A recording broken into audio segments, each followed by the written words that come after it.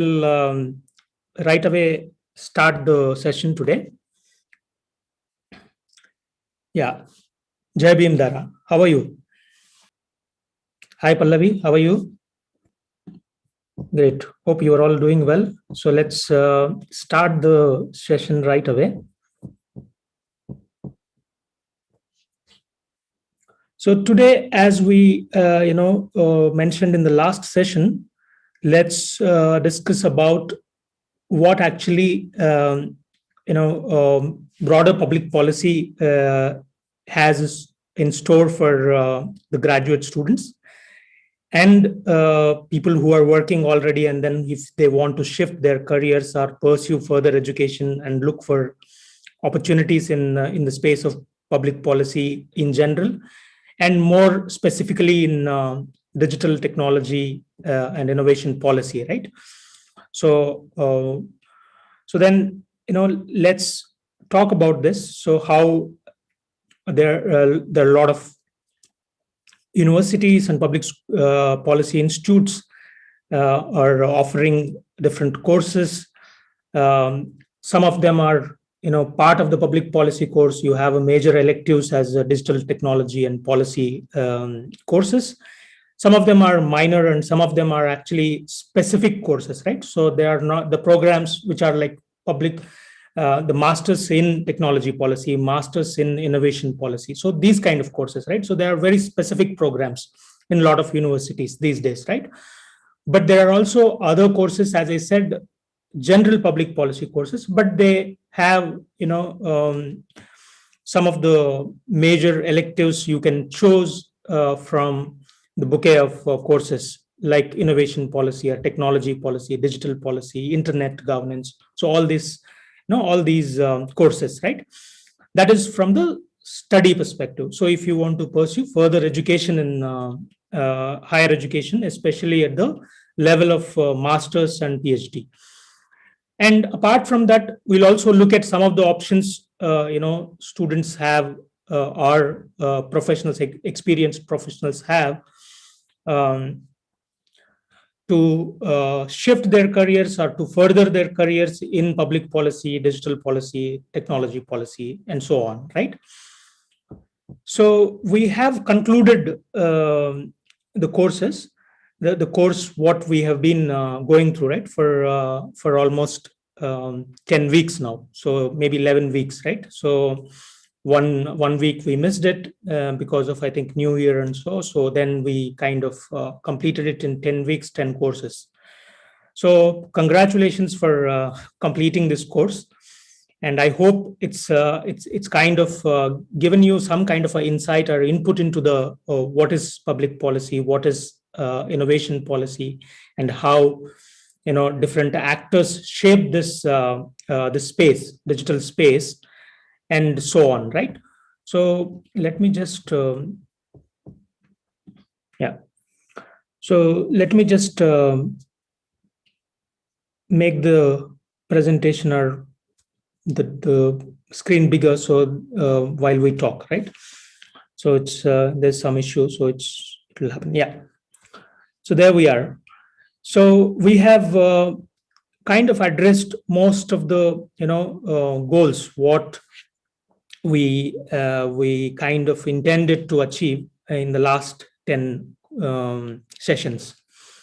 So now, so we will look at why we need to study public policy, first of all. So after going through all these courses, you might have understood what actually it means to study and then why we should study, right? So one is public policy matters the most today than ever. We see the relevance of public policy in every sphere of our both social life and political life and even economic life, right? And that is because the increased role of the state. So that's what we see. If you, I'm not sure how you have understood the way the state capacity has increased, right? So if you see the governments, they have increased their capacity to reach to more people, and today you can see more and more institutions are built, And these institutions are catering to different kinds of needs for different segments of society and economy, and similarly different kinds of segments of public affairs, right? So that reach, the increased reach, and the vital role they play in our lives. So the state has become a very important, factor and actor both in our lives. So naturally, to address how state should shape, and then how we should shape the state, actions, the both. So we needed, the kind of there was a need, felt in the government circles, or governance circles, right? So that need, in a way, there was a gap in the different disciplines, especially when we are talking about economics, right? So as a discipline which actually traditionally was feeding into the policy, right? So evidence-based policy, where data was collected, and then data was kind of governments were using this data to basically make the policy. That is how, it all started, right? The economy and sociology, these two were very important disciplines to feed into the policy. But but that was not enough to address a lot of societal challenges, right? So because the nature of the governance was changing, because there are many actors are participating, right? So we saw that if we have to become more engaged with the government, and similarly if the government wants to engage with the public, the both, this engagement and this, to achieve the purpose of public affairs and the governance and public purpose, there is a need for an interdisciplinary and multidisciplinary analysis and study was required, right? So that has actually paved way for this interdisciplinary program called public policy. So that's how the public policy took shape and took birth in the United States first, in maybe in 60s, right? So the first programs have started in the US, and then slowly they have spread across the globe. Now we have in every country at least one institute which caters to the public policy study. And the courses they offer and the program, different kinds of programs based on their socio-economic and political needs and the way they structured their governance systems, right? So they offer in their universities either through public university system or private university system. So that's how this whole disciplinary called public policy emerged as a different field itself in the 60s. And slowly that has, become today kind of ubiquitous, right? So you see everywhere these schools and these colleges, institutes, everywhere in the world. And similarly in India, we see, in the last 10 years, it's become it's these last 10 years were very important in the discipline of public policy in India too, because earlier there was only one institute, I think, Indian Institute of Public Administration, which was catering to the public policy needs. But there was a precedence of public administration where the governments were dealing with the bureaucracy. The bureaucracy was actually looking at the whole governance from a administrative perspective, not from the policy perspective, right? Policy is formulated in a different level, but the implementation and the administration is conducted and carried out at a different level. So that is what bureaucracy, civil bureaucracy function was, right? The civil bureaucracy, basically what we see, Indian administrative services and other allied services, right? So all these services, were catering to the public administration. But public administration was not enough in a way. So that's why, there was a need felt, and then public policy has emerged as one of the important field of education. So that's how we have come to now public policy as a study, right? As a program offered in many universities. So we will talk about that. So who is offering what, and then how they are, uh, are going to help, and which one you fit in, and then what we will discuss that. And then probably, because there are not many on the platform, so you only two participants I see here, so you can ask as many questions as possible. So we will have a more of an interactive session, right? So if you have any questions, about last 9 sessions, let's discuss about that first, and then we will get on to the next slides. Yeah. Both you, Dhara and Pallavi, if you have any questions, just put those questions. We will discuss them, and then we will move on to the next slides. And Dhara, if you want to discuss about your paper also, you are welcome, because I have gone through your paper. It was nicely written. It was well written paper.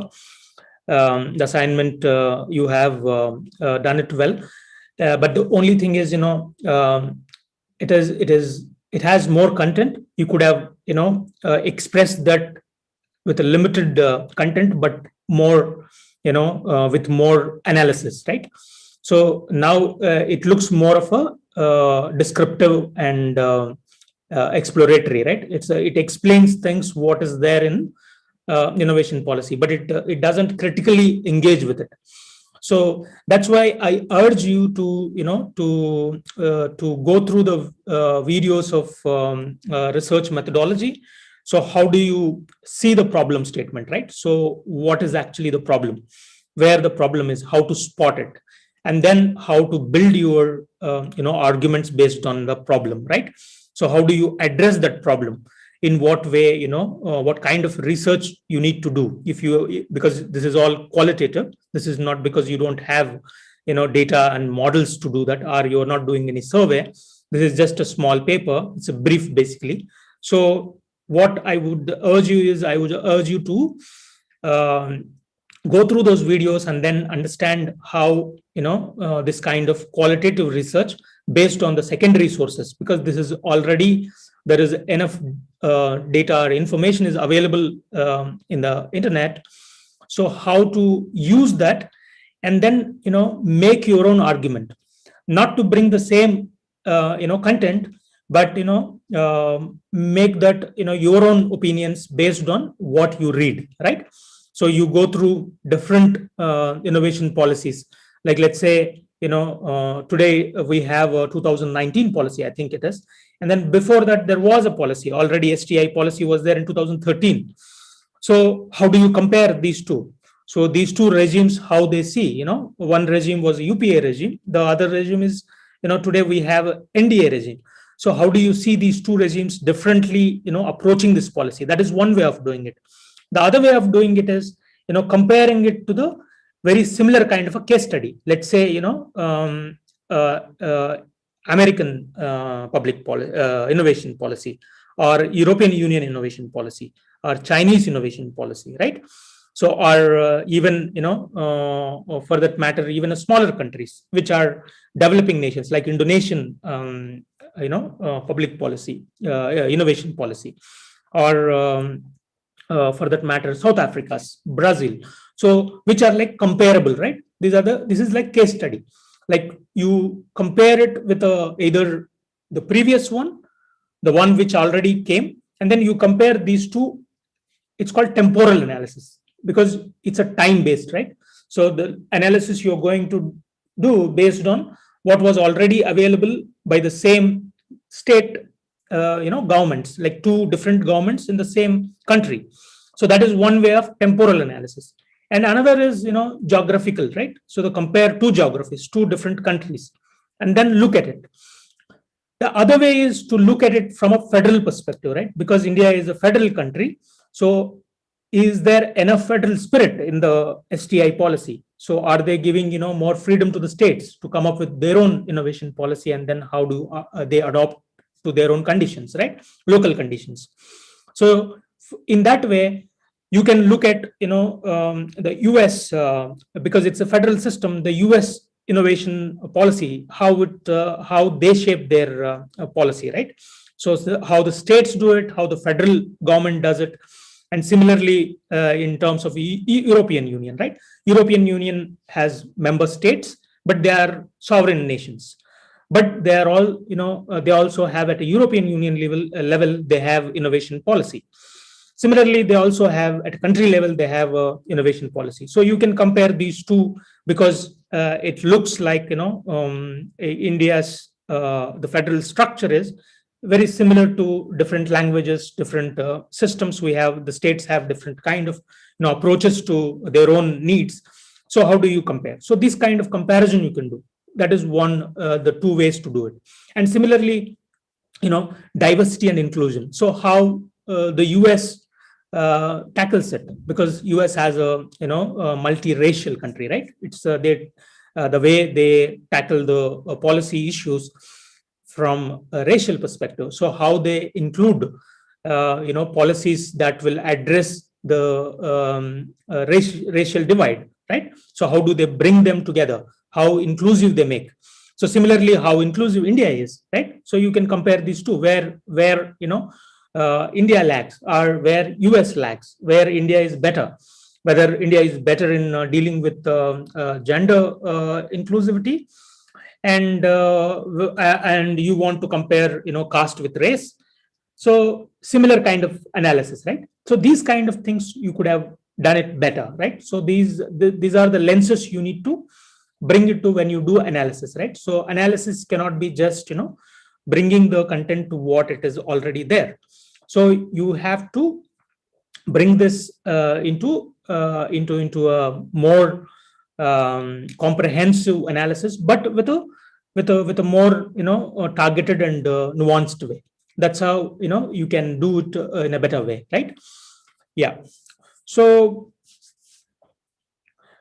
let's. Do you have any questions, Pallavi? I think looks like Dhara is dropped out. So okay. So let's move to the next slide then. So yeah, before that, let me just give another point, right? The what I would like to highlight here. So if you see the sustainable development goals and digitalization, these two have become a very important, important ingredients, or important initiatives, or the factors which are shaping our policy ecosystem, right, across the globe.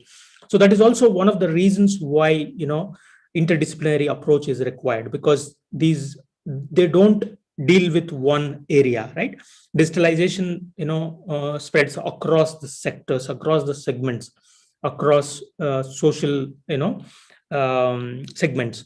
So similarly, sustainable development, which is basically one side you have climate change, and which is resource conservation, and how do we use different resources effectively and optimize them. And then we contribute to the net zero. Net zero is nothing but zero emissions by certain targets we have set for ourselves by 2040 or 50 or 60, depends on where you live in, which country you live in the world. So because of these factors, public policy also has become very important to bring different disciplines to address these issues, right? The one side the digitalization, the other side sustainable development. Yeah. And so education and academic opportunities, what we have, that's what we are going to discuss today. So generally universities tend to offer the courses in masters in public policy. So it's called MPP in general, or some of them call it public policy and governance. Some universities call it public affairs, masters in public affairs. Some of them still have masters in public administration, right? So and some of them master of public analysis, also policy analysis, public policy analysis. So these all, direct to one indicate one area, that is public policy, basically. So they all address public purpose and how governments and the citizens interact with each other, and how government should keep public interest and then make the policies. That is the goal of any public policy. So the public policy studies also cater to that goal and need across the universities across the globe. So as I said, there are public policy master programs, but they are general programs which have different kinds of electives. If you are interested in social policy, then you can study only social policy as a major, but you will also have other, main courses, like let's say economics. Economics will be across, it doesn't matter which major you take as an elective, but still you will have economics as one of the areas, one of the disciplines you need to study, one of the courses you need to study at least for 2 semesters or something like that. And similarly, there are courses on statistics, which are again, that's a unidisciplinary, but all the public policy courses offer them as a main course. So you have to take them. It's a compulsory course, right? So you can't escape these two when you study public policy. So economics and statistics. All others, they become more of a either interdisciplinary courses, or they are actually particular. They cater to particular interest of the students or particular challenge to address, right? So if somebody wants to study social policy, then they can have a major in social policy. If somebody wants to study sustainable development goals, then sustainable development policies. There are n number of numerous courses offered in majority of the universities, and there are very specific courses also are available as major electives and minor electives, right, in most of the universities, on technology, digitalization, climate change, energy transition, health, public health, education, development, science policy.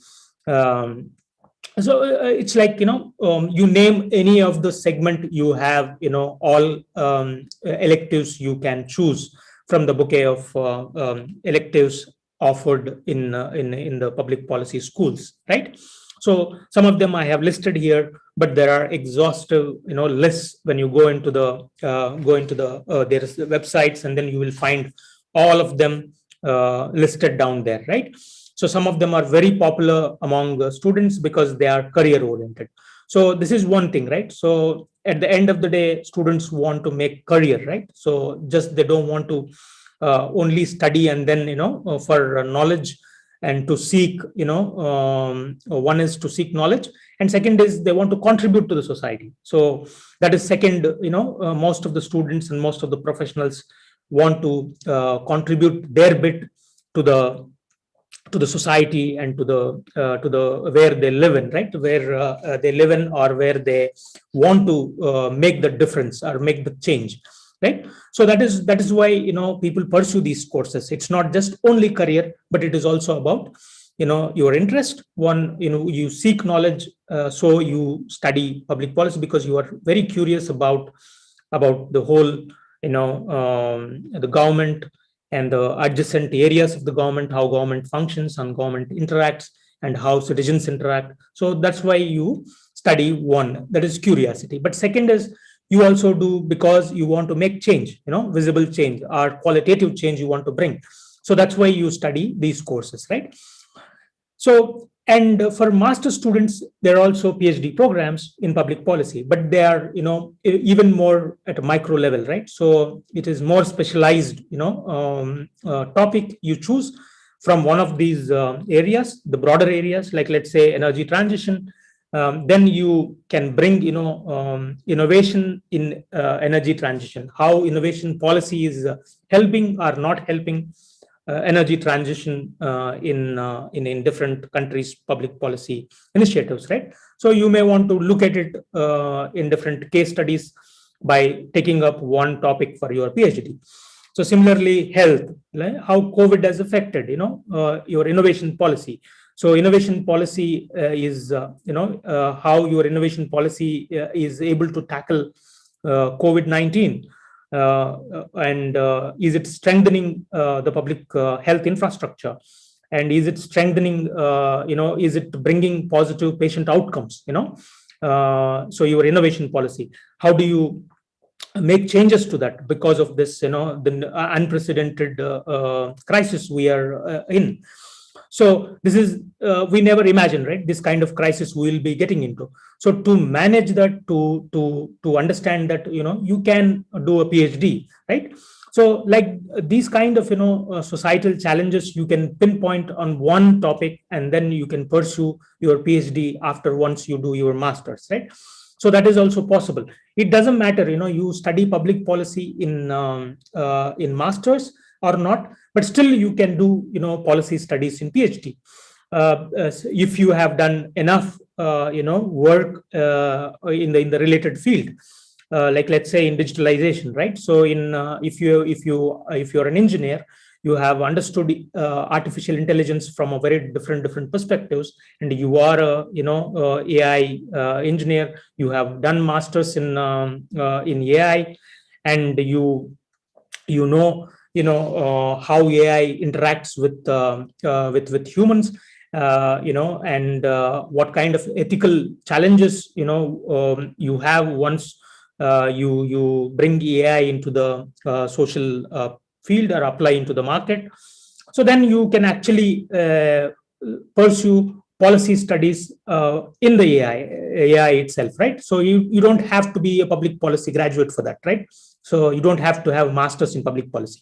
If you understand one particular area, like let's say either technology or for example AI, or for example even energy, right? So you are an environmental scientist, so you have worked on renewable sources, energy sources. So you are a solar engineer, solar electric power engineer, right?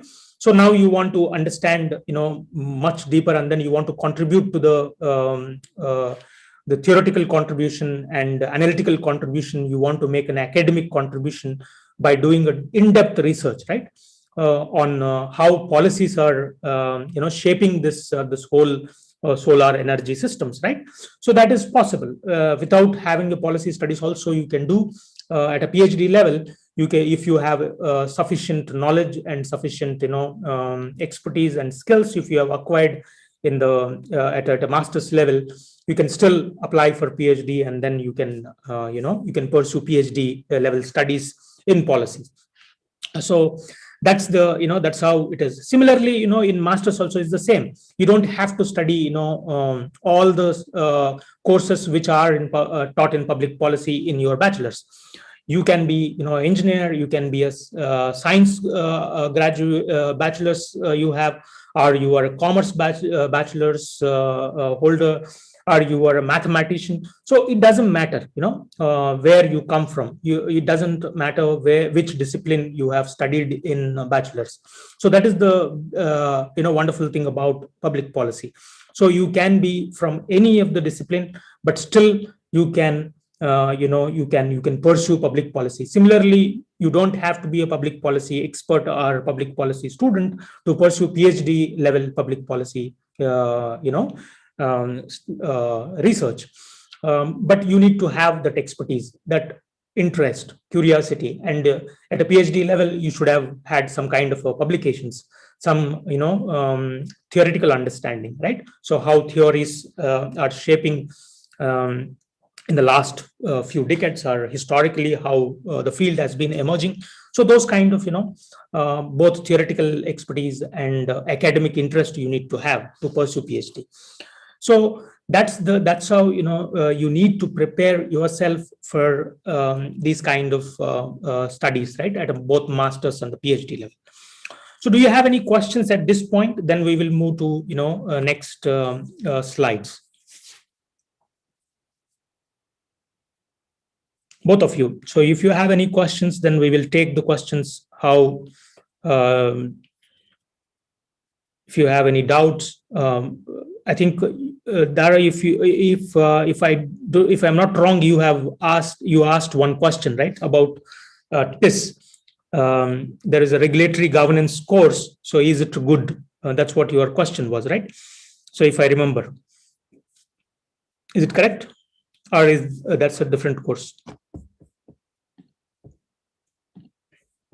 Yeah. So see, the thing is, if you want to study regulations, right? So first you need to have that interest. So you want to pursue career in regulations, right?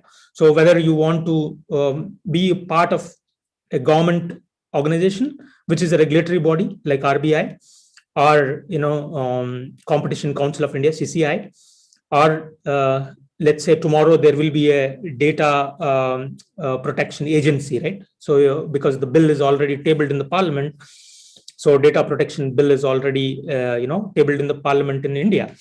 So there will be a data protection agency. So where you want to be part of that, you want to do research, and then you want to be a part of that.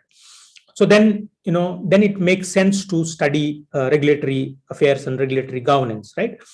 Or you want to become an expert in regulatory governance and become a consultant and offer your services to the government and the private companies, like let's say corporations, right? So let's say Amazon wants a regulatory affairs expert, right, to understand what kind of regulations are coming up in India, and then how they will affect Amazon's business operations, so that they can be prepared for such regulations by deploying resources, right?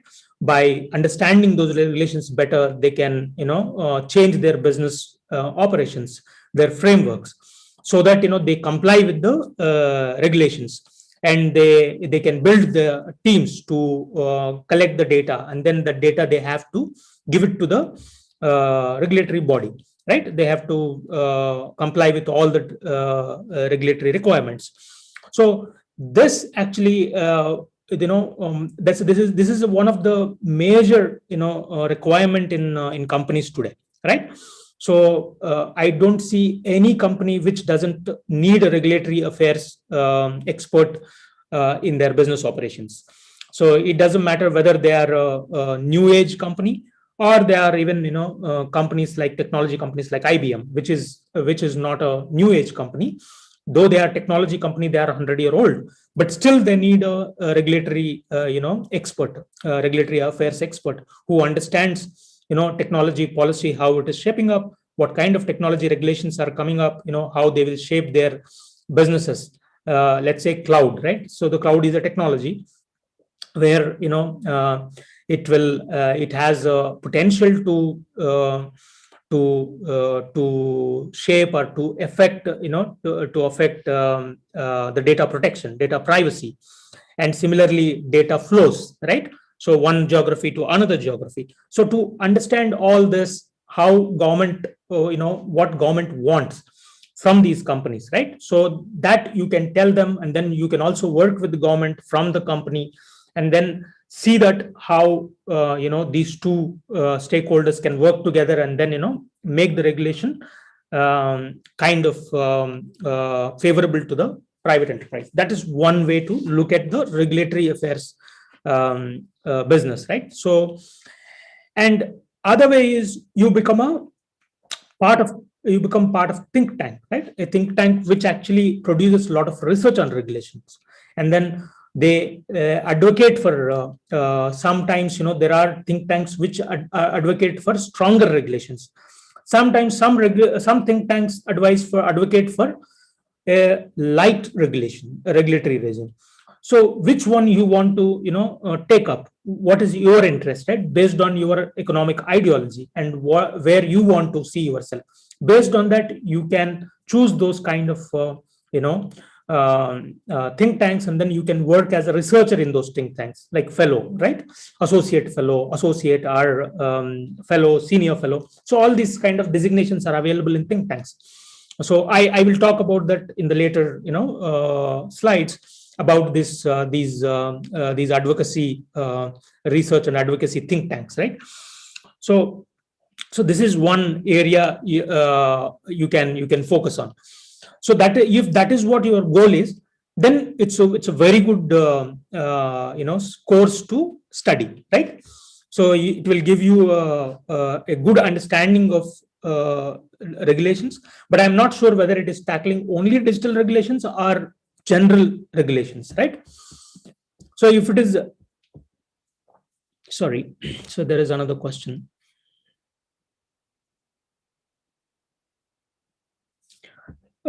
These days, not really, right? So if you see the way government is shaping the whole civil bureaucracy and the policy frameworks and the policy environment, right? So it is not just only civil servants doing this in India, especially not only in India, across the globe. So this is also, there is a criticism for this, but there is also, this is also a phenomena. You cannot, now you can't escape it, because it's already a practice across the globe, where the governments, national and state governments, they employ a lot of consultants. One. Second, they also take lateral, entries, right? Lateral entry jobs. They have created, now experts who have gained some expertise in this field, and then you work, with the government for 5 years, or there will be a term. It may not be a permanent job, right? It will be a term-based job. So which is for 5 years, 3 years, 2 years. It depends on the government's requirement. They float for advertisements, and then they will, they will conduct interviews or whatever the process is, and then they will take them. So you don't have to be a civil servant.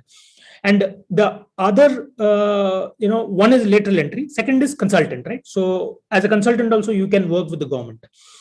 And third is, there are government think tanks like Niti Aayog, right? So you don't have to be a civil servant to work with Niti Aayog. Niti Aayog employs a lot of, professionals outside the government, right? Seeing their the requirement, based on the requirement, they employ regulatory experts, policy experts, or even, very specific to technology, innovation, science, economists. So all kinds of, professionals they hire for, to work on their activities, right? So because they are the kind of an advisory, right, think tank and advisory, strategic advisory think tank for the government.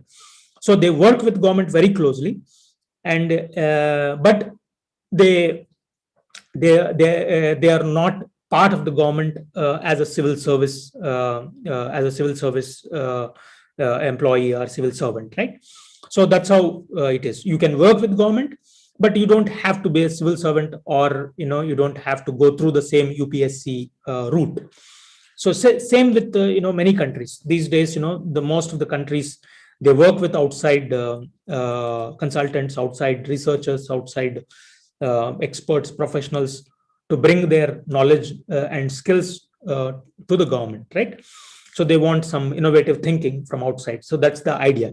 But there's also criticism about that. So because the consultification of the bureaucracy, right? So because there is an argument that the consultants come for a short term, they understand only a limited part of the whole governance, and they advise based on that limited knowledge, right? The know-how. But the governance part is not just limited to that expertise or that particular segment. It actually interacts, and it intersects with a lot of other social segments, right? So let's say digital itself, right? Digital policy. If you have seen, you have read the STI, right? Science, technology, innovation. So if you bring a consultant who has worked, on let's say technology, they understand AI very well, and they have worked with big companies, or multilateral agencies like World Bank, or any other organ, UN organ or something. And if you recruit them, what they bring is, the perspective is very limited perspective they bring. Either they bring the perspective of private enterprise, or they bring the global outlook, but they miss out on the local nuances, right? So this is a big criticism about consultification of the government itself, right? So then what happens is the generational or years of the knowledge and the expertise within the government is wasted, so that, how do you capture that? So there are a lot of arguments for this. I have, I think, mentioned about mission oriented approach, right? Mission oriented innovation. So again, Mariana Mazzucato, who is basically who advocates for within the civil bureaucracy itself you develop this expertise rather than bringing from outside. So what they need to do is they can, they can bring this innovative expertise, and you can revolutionize your own bureaucracy by embedding certain kinds of design thinking. So by doing so you can actually bring the outcomes which are desired within the government itself rather than bringing the expertise from outside the government. So that is the one argument they have. So that is why some governments functions are reluctant to deploy outsiders in the government, especially in European Union, right? So I see some of the government functions, but increasingly it is becoming consultified, right? So there are many government functions are actually outsourced to the consultants and the experts, so-called experts, to come in and then to give their expertise. So that's the idea. Okay. And yeah, so do you have any other question at this point?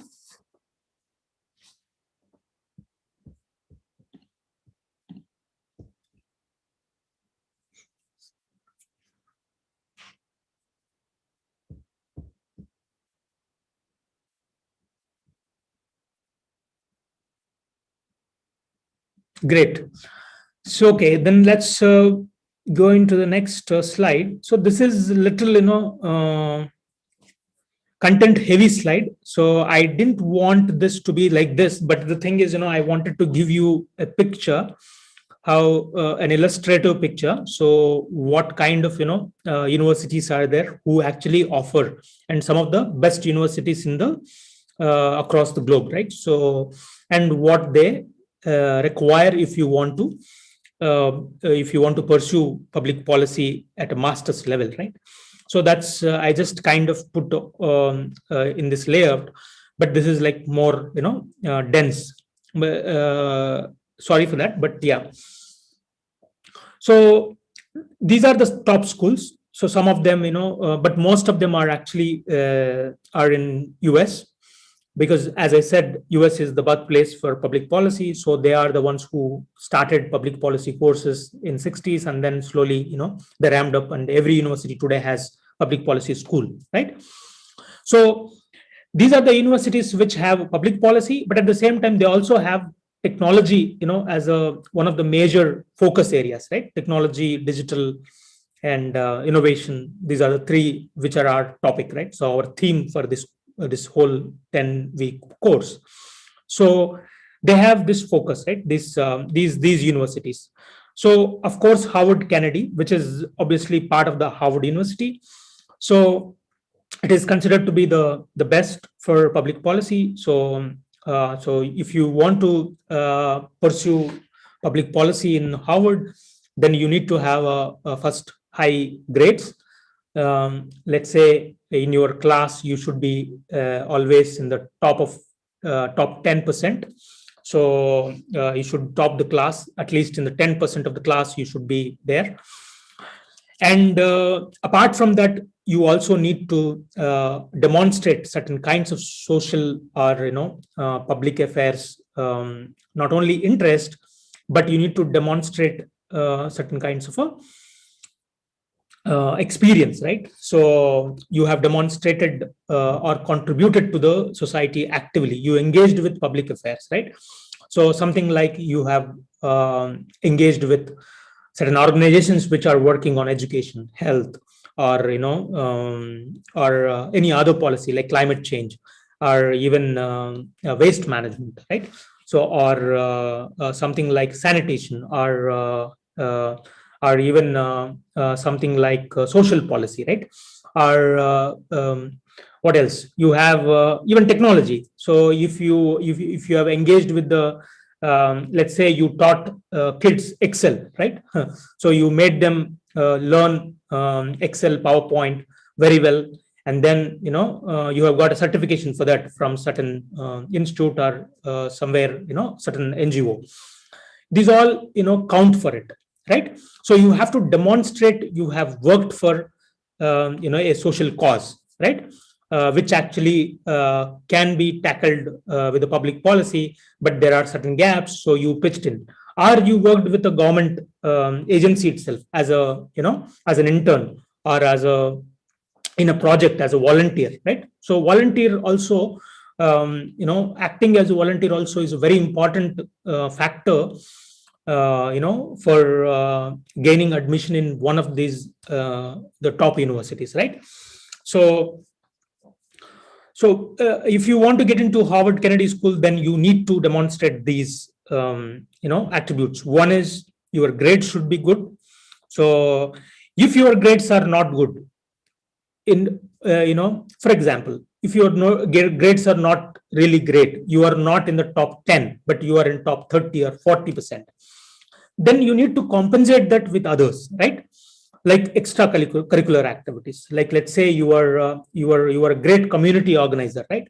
So you are a great people manager, or you have great leadership skills, right? You have organizing skills, and you have great speaking skills or writing skills.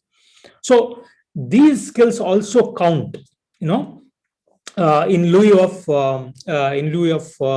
what education excellence, right? So academic excellence can be, right, if you lack academic excellence, then it can be replaced with some of other qualities, right? So which are like, which you excel in. You don't have to be like, everybody may not be top of their game in the academics, but some of them have others. But the way you demonstrate that, the way you put it on the paper, the way it come across in your application, right? So how you are a great people's person, or a great change maker, or a leader, can replace this academic underachievement. That is possible, but that is very rare, because these schools rely on, because they don't have time, right? They get thousands of applications, and then they have to select very few, like let's say 50 or 100 in thousands.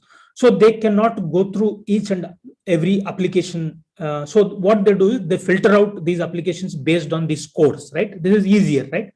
So they will just give it to the computer, and then it reads all the scores. So what is your academic grade? What is your GRE score? What is your, if you have any other, let's say, academic achievements, or you have got certifications which are like great, or you have already taken some Harvard courses on Coursera, or Harvard Extension or edX, then they count, right? So those things they look for, and then they pass the application to the next round, right?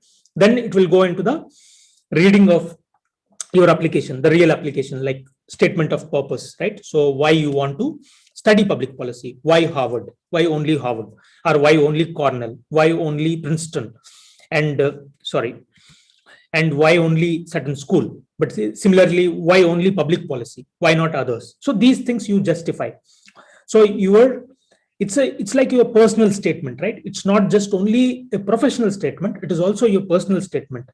So how you could come to this conclusion that you are the best fit among hundreds of thousands of people in this world, why you are the best fit to that particular program, right? So that is what you have to justify when you write your application. So there are a lot of samples are available on the internet. So there are samples from Harvard, Chicago, University of Chicago, and you have Cornell. So a lot of all top schools, they put their own, sample statement of purposes out there in the internet. So you can actually go through and then see how others who secured the admission in these top schools have written that, So then you will understand why they have secured and why we are not able to, right? So that, then you can craft your statement of purpose or motivation letter, whatever you call it. Some schools, they have two statement of purposes. One statement of purpose is actually personal, like a personal statement, why you want to, why you are a best fit here, and then what actually motivated you to become a public policy professionals. So you tell your story, basically your personal story. But there is also a why policy, it's called policy statement, right? So you have to write policy statement. So that actually is like a more professional outlook it has to give. Like, whether you worked with government and then you have seen the gaps, or you have worked with an NGO, you have seen the gaps in your country, or you worked with an international agency and then you have seen how global governance is not, the way you imagined, and there are gaps. Or you are particularly passionate about one particular topic, like let's say climate change, and how technology can help actually advance the sustainable goals. So that you have seen and then you have worked on it and you have written some paper. So that's why I want to see that, I want to contribute to this research further, right? So those kind of things are going to go into your policy statement. But personal statement, which is more of your personal story, which is mostly, talks about your personal attributes, how you are a great leader, how you are a people's person, right? So how you are you are a very empathetic person, or how you have developed emotional intelligence, right? So these all are qualities for a leader. So if you want to become a leader, obviously you need to have these qualities where, you lead by example, right? So by and you manage not only just people, but the activities, operations, and all other people related issues, and the time management. So a lot of things, right? So all these things, if you want to manage, you need to have certain qualities, right? So all these qualities you have to put together to make your personal statement. So this is very important document, for any university to determine whether you are fit for a public policy course or not. So here, it is not that how much you know, that doesn't matter, So what actually you can demonstrate beyond what you know, but you have to demonstrate actually how you have done this, how you are already ready for this. See, top schools don't take the guys. See, it is like this, right? Best in and best out. So that's how top schools work. Though it is not a great thing, it's a somehow it is a bad thing, but that's how the world is, right? So we can't change that. So now the world goes with that, so we have to go with that. So otherwise, the top universities should take a student who is who wants to make the change, but they don't have means, and then make them that change maker, right? So they have to shape them in those 2 years. But what they do is, already you are ready because of whatever the reasons, right? So there are all kinds of reasons are there, because you went to a great school, you got a great grades, and your socio-economic situation is great, so that's why you could get the connections, and then you worked with an NGO, you worked with the government, and then you collected all these experiences, and then you put that in your CV, and in your SOP, statement of purpose, and you have great grades, and you have great GRE because you went to coaching. So all this come together in the best way, right? So then they choose the best guy. So this is the problem with the argument of the merit, right? So as we know, but that's how they work. But the only good thing about top schools across the globe is they have some kind of a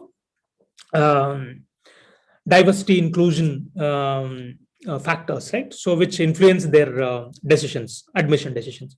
So they want more diversity in their class, so they're more representation from different countries, because and different class of people, so that the mix of the class can can give each other a different kind of learning experience, right? It's experiential learning, what they say, right?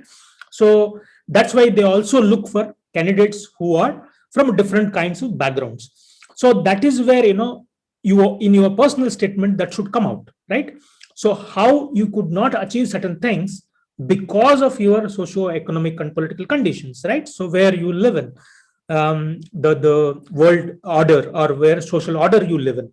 So because of that, I could not achieve this. So that's why I want to, but I am ambitious. I have done this,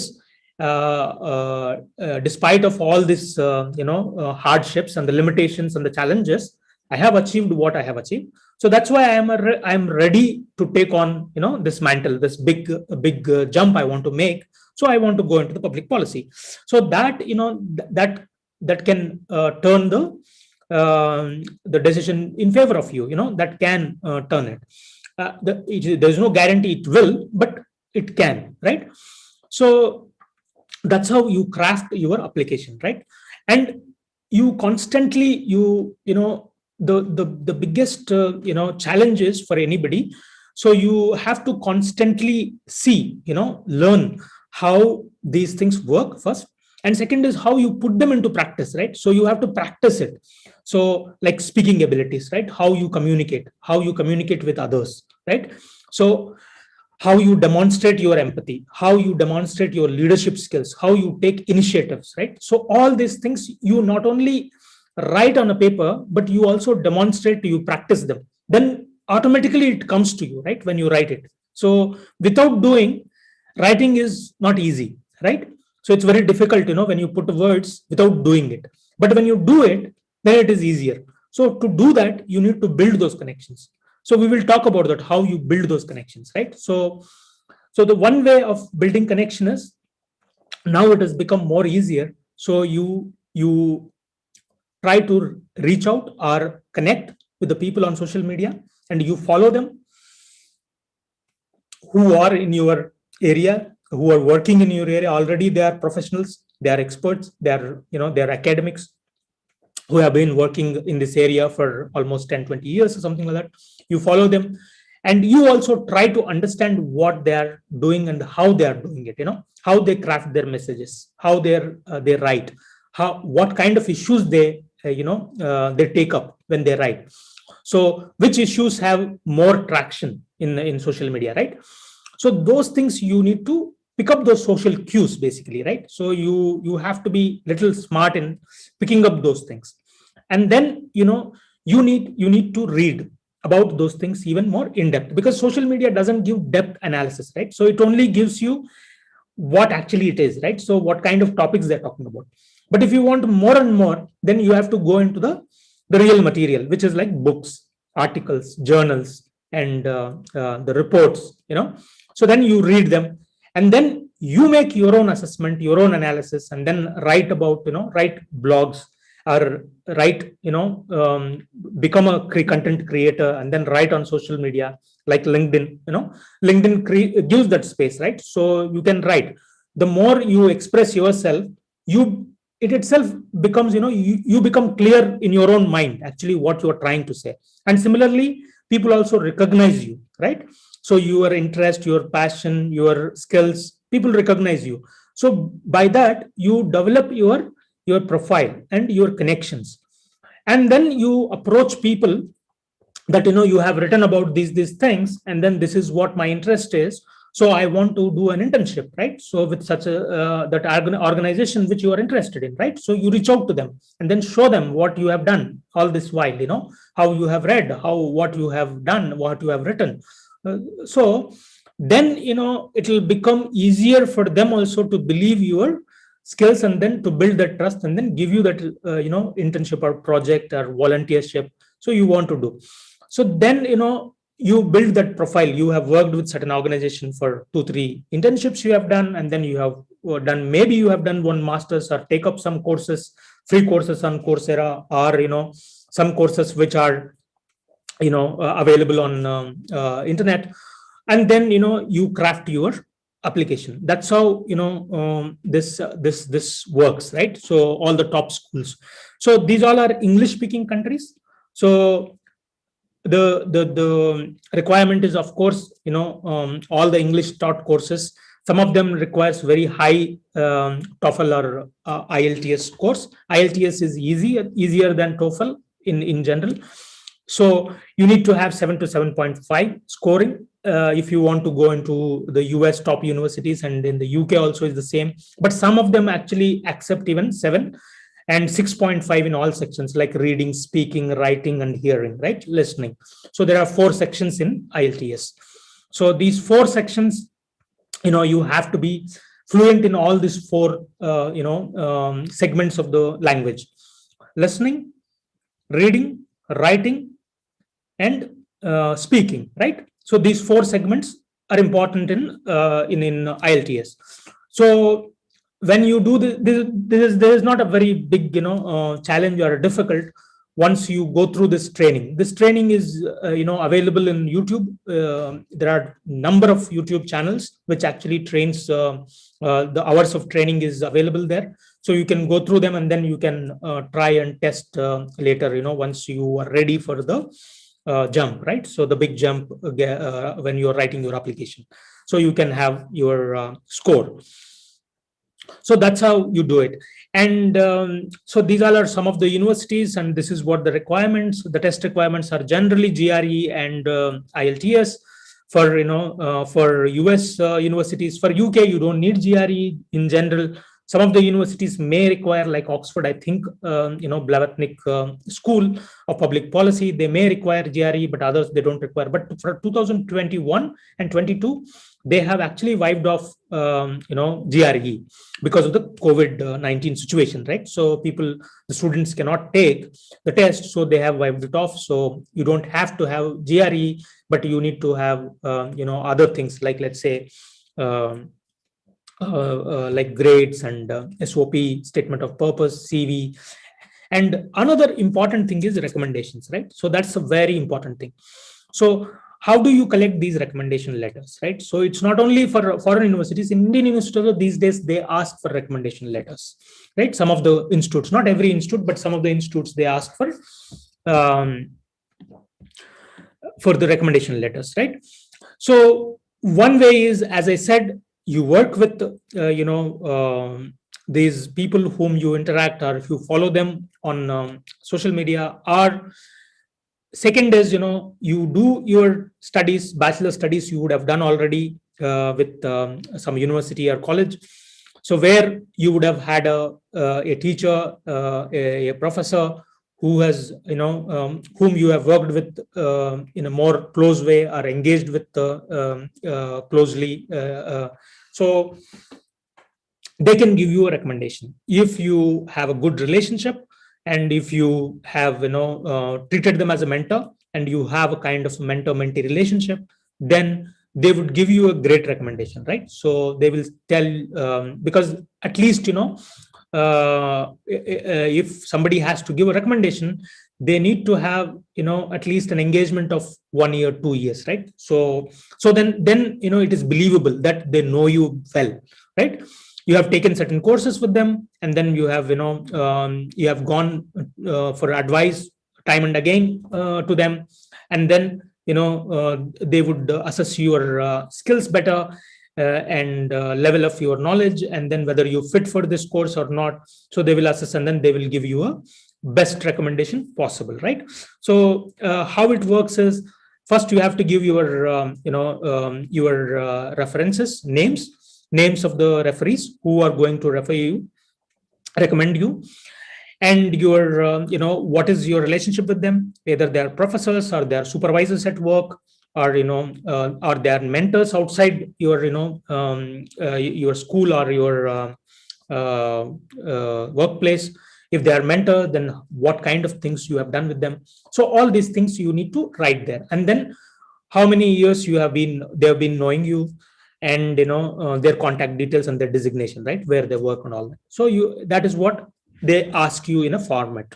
Once you give them, then they write to them directly. It is not that you have to go and then get the recommendation letter, but these universities, they directly go to the professor or a supervisor, and then they will ask them to send their recommendation letter directly to the institute. So that's how this whole recommendation business works, right? So this is very sometimes very stressful thing, right? Because you have to find out at least 2 in some universities is 3. Actually, if it is a PhD, you need 3 recommendations in US. In Europe, it is sometimes one or two. Europe is more lenient, but in US, it's very rigorous.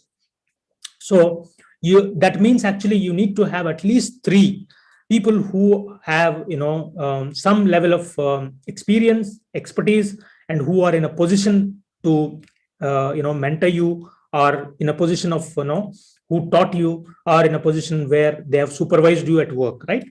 So, and they should have at least a level of experience, because if you yourself is, because these schools their admission process is like this, right? So at least you need to have 2 years of professional experience to be eligible for these courses, right? So most of the universities, they have this requirement for public policy. So they will not take fresh graduates. They take at least 2 years of minimum experience you need to have in a professional career, right? So which means actually your supervisor should be at least 6-7 years of experience, or 5 years of experience, who is leading your team, or somebody who is even if they are not leading your team, but they are leading some other team, but you worked with them, or your client. So these kind of things are stakeholder, very important stakeholder you worked with. So then they help you in writing this recommendation letter, and which is very important, because this also carries weight, right? So I think it carries something like 20% or 15% maybe in a whole application, right? Because they have a weightage for every aspect, right? So GRE score has some weightage, and similarly your grades has some weightage, your professional experience has certain weightage, and your SOP and your CV. I'm sorry, just a minute.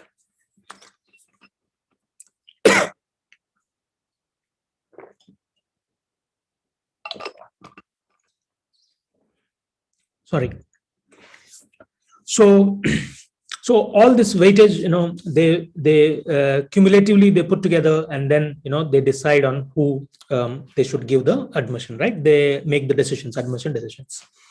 So this is how they evaluate applications. This is how you need to craft your application. This is how you need to demonstrate the abilities and your readiness for the program, right? So that is the important thing. The most important thing is your readiness, whether you are ready for this big challenge or not, whether you will be able to manage your own affairs in a big bad world, and you should be able to deal with all kinds of stakeholders.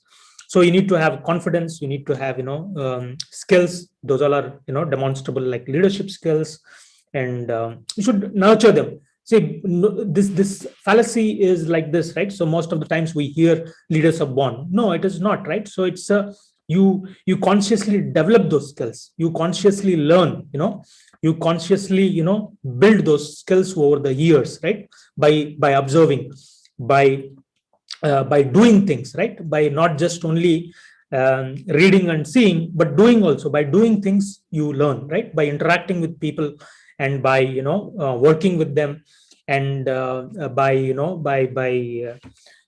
by putting them into practice what you learn. So by all these things you become that the ready, you ready yourself for that position. That's how these applications work, right? Any questions at this point in time? Okay, don't have it. Okay. So one more thing is actually this. These all are links actually to the university, all those public policy courses, programs. So I think in the PDF, I don't know whether it will come or not if I share the PDF. So I will share the deck and PDF both, so that I think the PDF can go into the portal, and then deck can be shared via email. I think that's I think that's doable. Okay, great. If you don't have any questions, then we will go into the next slide, right?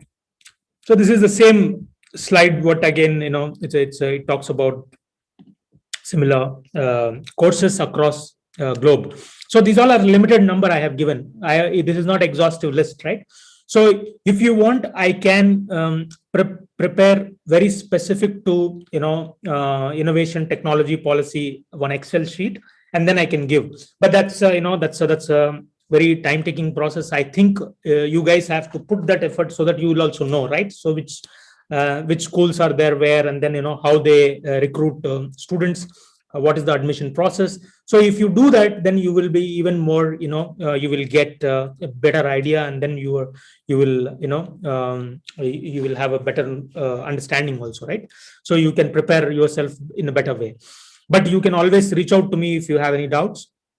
So my email ID is, I think, with you guys, and I will be available to answer your questions once this course is over, right? So because today is the last session, so we will we will maybe interact over the mail.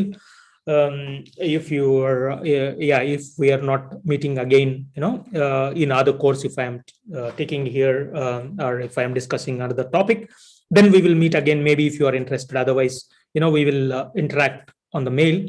So you can mail me if you have any questions of particular program, or particular country, or particular what you say, topic, so which you are interested in, or how to go about it, or what kind of tests you have to take, or what kind of how do you write your SOPs.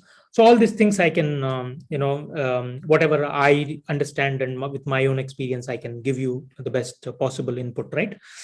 So these are some of the best universities in Europe, like Sciences Po, which is in Paris. So they have a lot of courses on digital technology policy, innovation policy, or combination of three: technology, innovation, digital, and then science, technology, policy, and general public policy. So all kinds of courses, right? That's like one of the biggest social sciences university in Europe, Sciences Po, which is in it's actually pronounced in French Sciences Po, but I am not a French, so I will tell you like the way Indians pronounce Sciences Po. I will do that. Yeah. And there is this Hertie School, which is a private university, which is focusing on only public policy and governance. So they don't have any other courses. Most of the courses are directed towards public policy and governance. So they have a digital governance course, and they also have 2 scholarships, right? So if you are really, if you put your all the efforts, maybe you can get those. I know a lot of people who actually applied for this, and some of them are successful to get this fellowship, but very few are successful, because there are only 2 per year, right? So they don't give more than 2. So but it's very tough. But yeah, you have to work towards it. Then you will probably see, the thing about this kind of courses and this kind of universities is, if you plan today, it will only happen 2-3 years down the line, right?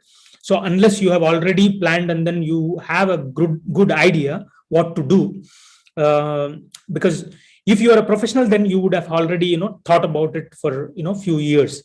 But if you are a student, it will take a lot of years to understand the processes first, and second is to collect the experience itself, right? So because they don't take people who don't have experience, so that's why you need to collect at least 2-3 years of experience in the field, in the professional arena, right? So where you have worked in the real job market, right? So then you plan, right? So once you complete those 2 years, I would say you should give 3-4 years.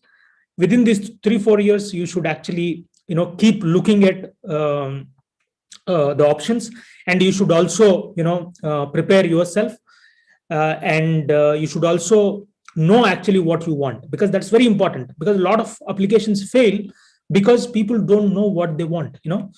They do it for the sake of application, but rather than it's like what really they want in career, in life, both, right? So because both professional and life goals should somewhere, they should match, right? So otherwise it becomes a very shallow application, which will not have strength. It will give that indication easily. If somebody who is reading your application, so it won't appeal to them, right? So you are the best candidate because you have done all this, and then you have readied yourself, you have prepared for this jump. So for that, you need to work towards it, right? At least 1-2 years you work, then you will get there. That's how you should plan. If you are planning ahead today, then you should target it by 2024 or 25. So that's how it should be if you are a fresh graduate, or if you are just 1 year into your experience, or if you are if you are experienced already 2-3 years, then you should give 1 year, and then you should try to explore all the options. But another thing is scholarships, right? We will come to that in a bit. Scholarships are very important because many of us don't have means to pay this hefty fee, right? So they charge huge fee, all these global schools, especially in US. It costs almost 1.5 crore to go to the top school like Harvard. To complete 2 years course, you need 1.50 crore. So both your living expenses and the course. So somehow a lot of people do a lot of other jobs like teaching assistantship or library assistant, and then they compensate their living expenses. But course fee, it is very difficult, because course fee itself is around 50 lakhs is minimum in some of these big schools, top schools, and maximum it can go up to 80-90 lakhs, almost a crore, right? So 1 crore rupees you need to have to study in Harvard. So for that you need a scholarship, otherwise you can't do it on your own, right? So that's very, very few people in a country like India can afford this kind of study on their own, from their parents' income or their family income or their own income. So that's why you need to plan for your scholarship, your financial aid funding, where this funding should come from. So one source is, of course, scholarships, right? So scholarships, there are many scholarships around the world. And if you are planning for it, you need to actually, that's why you need to have a lot of time. If you are planning to go, with a scholarship, and you don't have enough resources and funds to fund your own program, then you need actually 2-3 years ahead of the planning, right? So you need to plan ahead for 3 years, not just 1 year, because you need to see what kind of scholarships, whether you will be able to get, whether you are eligible for that or not, whether your country is listed in that scholarship as a one of the eligible countries. And second is whether you have required experience and required qualifications, and and the income status. So whether the scholarship is, if it is a need based, then they also ask for you should have certain level of income, then only they will give. Beyond that income, they may not give that scholarship, right? So if it is merit cum means, then you need to have grades, because if it is merit, always merit cum means will come with the grades and your IELTS score, GRE scores, all this, and then what you have done, your achievements, your awards, your professional experience, all these things come into play now. So that's why you need to plan ahead.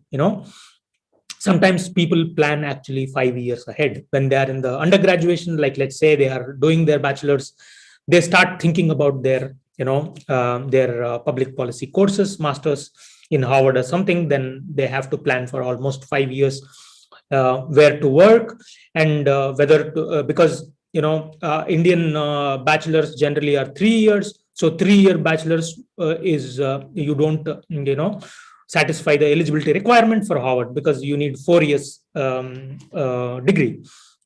So then you have to do a master's, right? So either 1 year or 2 years master's you have to do, and then you have to collect 2-3 years experience, and then you keep looking for scholarships in your master's, and then by the time you achieve 3 years of experience, then maybe you may be successful in achieving the scholarships, right? So that is why you need to plan way ahead of your course entry. So that is very important. Please keep that in mind. But if you are not looking for scholarships, then it becomes easier. You need to just apply for the admission, and then if you get it, then you can fund your own programs. But there are other schools, like, let's say, TU Munich, right? Technische University Munich, which is nothing but Technology University Munich, right? So Munich is a city. Technology University is a kind of an IIT in Germany. So like what we have IITs and NITs, where all the technology courses are taught. But with the technology courses also, they also teach social sciences and humanities, right? Similarly, every technology university in Germany also has some kind of a humanities or social sciences studies, right? So TU Munich has two courses, so two links you have here. So one is basically, on governance, which is very general, not general, sorry. One is science technology policy, science technology innovation. The other is, technology governance, right? So the two courses, are, you don't have to pay any fees, right? So you just only have to manage your living expenses. That is the good thing about German education system, because you don't have to pay fee in Germany. The hefty fee you don't have to pay. You just have to pay semester contribution. Semester contribution is, just a few thousands of rupees in Indian rupees, which is actually now I think they have increased. When I came here to study public policy, it was only 250 euros, which costs, like, let's say 15,000 rupees per semester, right? So 15 or 20,000 rupees, 20,000 rupees per semester, right? So now they have increased that. Now maybe 30,000 it will be per semester. So you have to pay. Every semester is actually 5 months or 6 months or so. So each semester, in the beginning, you pay that the amount, the fees, like semester contribution. But the semester contribution gives you a subsidized, canteen access, so that you have your, meal and everything in the canteen, university cafeteria, which is like much cheaper than outside. First, and second is and healthy food. Second, you also get, free transportation. So within the city, you can access public transportation, and you don't have to pay for it, right? So you can take bus, tram, train, whatever, within that city, not outside the city, right? So, or within that state. If it is a state, then they will specify that in the state they will give access, or if the state is too big and the city is too big, then only they will restrict you to the city or adjacent areas. So you can actually go to your your university, or in the weekend you want to go to groceries everywhere. So with that pass, they will give you an ID. That ID will work as a transportation card. So that's the best thing about Germany. And then you also get a subsidized dormitory, where you will have your own room, and but shared kitchen and shared toilet, bathrooms, so which is clean and neat. And then you have all these facilities at a very cheaper rate, like but for Germany, for Indians it's expensive. It is for German standards it's lower, and that will again cost you like 40-50,000 per month. So that is the only expense you have to bear, right? So one is your food, and second is your accommodation and your semester contribution, right? So these are the things but otherwise there are some additional expenses, like travel from India to Germany and going back to go back and forth, if you are planning for Indian trip again. And some clothes, and winter clothes, because it's very important in Germany, winter clothes. So those kind of expenses, right? So those expenses you need to bear in mind when you come to Germany. But um, Germany is the cheapest high quality education you can get anywhere in the world, right? So if you spend like, let's say 20 lakhs per 2 years, then you can go to the best university in Germany, right? So and they are on par with, if not Harvard, but the later, the after top 10, the next ones, they can be equated to the next big universities in US, right? So these all are some of them. TU Munich and Brand School, where I studied, so they also have a masters in public policy, but they don't have very specific technology policy, but they have electives, right? So they have electives, big data and policy. They have energy transition and sustainability. So all these things they have as a electives. So you can take some of these electives. They also have, I think, digital entrepreneurship and policy, social entrepreneurship, and all that. So but Brand School charges little bit more fee. Like, let's say they also have semester fee apart from semester contribution. So it costs again another 1,500 euros. Now maybe they have increased a little bit. I'm not sure. So, but even if it is increased, not more than few hundreds of euros. But brand school, the good thing is they also have scholarship, right? But that scholarship, they have 9 scholarships every year they give to the students. So those 9 scholarships come from DAAD. We will talk about that. What is DAAD, right? DAAD is a German scholarship, government scholarship. They give it to developing countries, students who are coming from the developing countries. So India is one among them. But usually in India, only one student gets this scholarship, not more than one. Okay. So you have to keep that in mind. Heavy competition to get the scholarship. Yeah, maybe hundreds apply and then only one gets selected for that scholarship. Apart from that, there will be another 1 or 2 scholarships which actually gives some kind of a small amount of monthly expenses, like 300 euro or 400 euro, but beyond that they will not give you. So that is about it, about brand school. And there is also another NRW School of Governance, which is in Duisburg, Essen, which is actually in the West Germany. So there again, it's a very similar to brand school, and then you also have there similarly free education, but you have to provide your own living expenses. And you also have the same kind of a scholarship there, right? DAAD scholarship. You can get that maybe for one Indian they may give, right? So similarly, there are other schools which are not public policy schools, but they are other kinds of schools which are closely related to public policy courses. They also give this scholarship, this DAAD scholarship. So you can apply for that. That is one scholarship. Actually, you don't have to apply for each one, but you can select, all the schools which you want to apply for. But the scholarship application come with the school application, right? Both together. So you have to apply way ahead than normal application. If you are not applying for a scholarship, then you can apply in the month of April or May, and then your decision, not April, in the maybe March, April, and then by June you will get your decision, and then by October you will be in Germany to study. But if you are looking for scholarship, then you have to apply 1 year ahead, right? The previous year you have to apply. Then you will be ready for after a year. When you get the scholarship, then you will go into the school, right?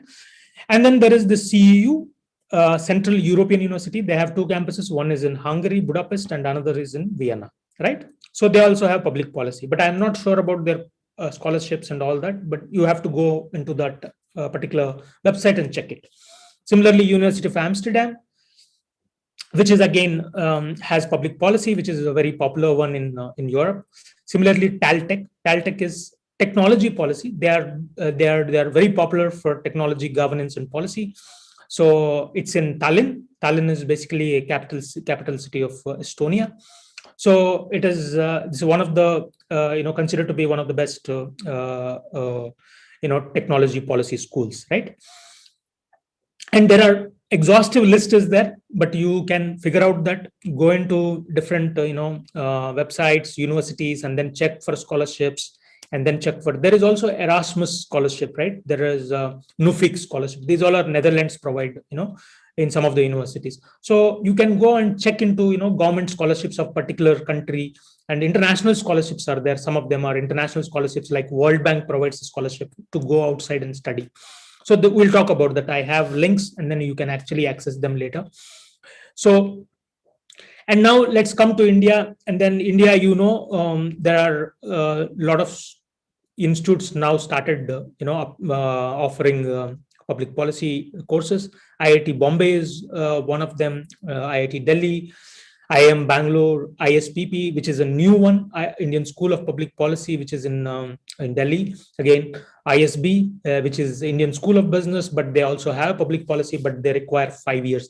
Like most of these guys, right? So let's say IIM Bangalore, they also need 5 years of experience, right?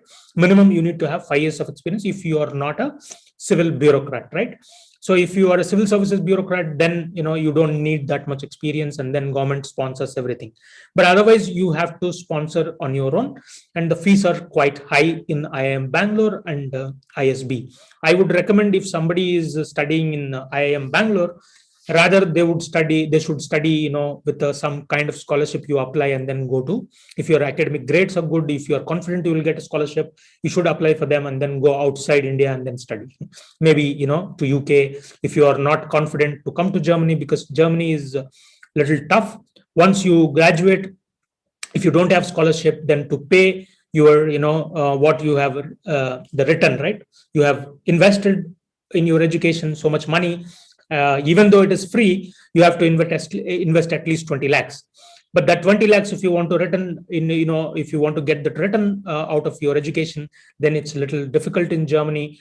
The jobs are not easy once you do a public policy, because public policy jobs require, German knowledge, right? So that's the problem in most of the European countries. You have to keep that in mind, right? If you want, job in Europe after your public policy in Europe, which is non-English speaking, like outside UK, Europe, mainland Europe, I'm talking about, like France, Germany, Netherlands, So all these countries, Austria. So maybe Switzerland is different, but all other countries, you need, the local language. Either you need French or German, then, your chances of getting jobs are very high. Otherwise, your chances become very narrow and bleak, right? So that's the problem with Europe. But if you are in English speaking country, then that problem is completely, taken off from your challenges, right? So you are now freely, you can go and look for jobs, because you would have acquired anyway those, the required English skills. Then only they would have given the seat, because admission, because you have performed well in English test, right? So that means actually you are ready for job in US, UK, Canada, Australia, right? But in other countries, you need, because public policy is all about communicating and working with the, the governments in the local setting, right? So if you want to work on public policy issues in Germany, obviously you need to know German. Then only you can communicate what's happening, and then you can make sense out of what's happening in Germany. And you also can, write in Germany, and then, make your target audience, understand what you are trying to say. Otherwise, it's very difficult, right? And when it comes to India, you guys know what's happening in India. Ajim Premji is one of the good universities, and they have a good program, and it's also not very expensive. And I think the job prospects also are good. If not, they are like, very good, but at least they provide decent job opportunities for all the students who go to Ajim Premji. Similarly, I think TIS is also one of them. So once you attend TIS, you may also get a decent. I missed one school here that is actually NLSUI, Bangalore, National Law Institute University, which is a law school, but they have a very good public policy course, and which is also not very expensive. And you should look at it if you are planning to stay in India and then want to work. That is a very important school. I missed, I'm sorry. So I will put it and then send it when I'm sending it. So NLSUA is the best one, in my opinion, among all this, apart from APU, right? Ajim Premji University. So these two are the best ones for people who are looking for career, either in private or, NGO or consulting, whatever, it doesn't matter. These two, they give a lot of opportunities, and even they have campus placements, right? Both have campus placements where recruiters come to the campus and then recruit students. So that's why you need to, focus on these two if you are in India. All others are expensive, and maybe IITs are not so expensive. I think IIT Delhi is less expensive, and they also have technology policy course. So you can target, IITs. They are decent, and then you can also get a nice brand. So you should target them.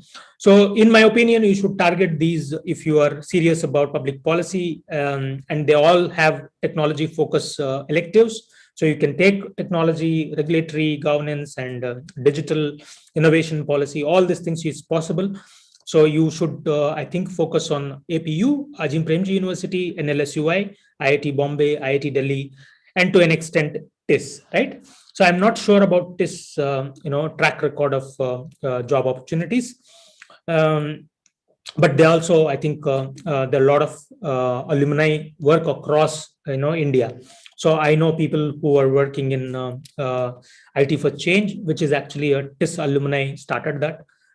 So they also work on technology policy, technology governance, digital rights, so all these things, platform inequality, all this they work on. So you can go to TIS and then maybe you can apply there for an internship, right? So because you are also part of the same alumni background, so that's possible. And Terry is another interesting one where they work on energy, climate, and sustainable development and sustainable innovation and all that. So they also have public policy course. So that's also not very expensive, and it's a very specialized course. So if you are interested in environment, sustainable development, and all that, so then you should target Terry, right? And all others, they are expensive and they need a lot of experience, right? So ISB, IIMs, and they, because precisely they are management institutes, so public policy is just an adjacent course for them, and they try to make money also out of it. So so you need to be cautious when you are applying for these. You need to have enough funds and enough number of sufficient number of years of experience, right? And there are other schools, right, so which are non-Western, non-Indian, right? So they are mostly in Asia, like Singapore. Singapore is an amazing place to study because Lee Kuan Yew School of Public Policy, which is considered to be the best in Asia Pacific region, and it is as good as Harvard if you are going there in Asia, and you can get the best possible jobs in international development, international policy, global policy, whatever you name it. If you want to go into Asian Development Bank, then Lee Kuan Yew is the place you should study. They also have scholarships. I think you can explore their website and then look for scholarships. They also need, I think, few years of experience. So you gather that experience, and then while you are gathering, you prepare for it.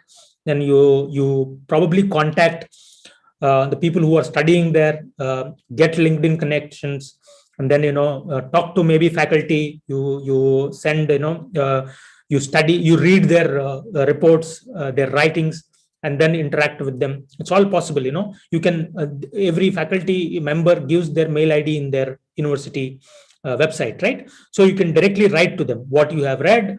This is I have read, this is what I made sense, and can you please comment on this? This is what I have written. So I am interested in this course, but I want to I don't know how to approach this. You can always ask these questions to. They will be maybe what you get, you don't get response, right? That's it. So if you don't get response, it's okay. If you get response, it's very good, right? So nobody will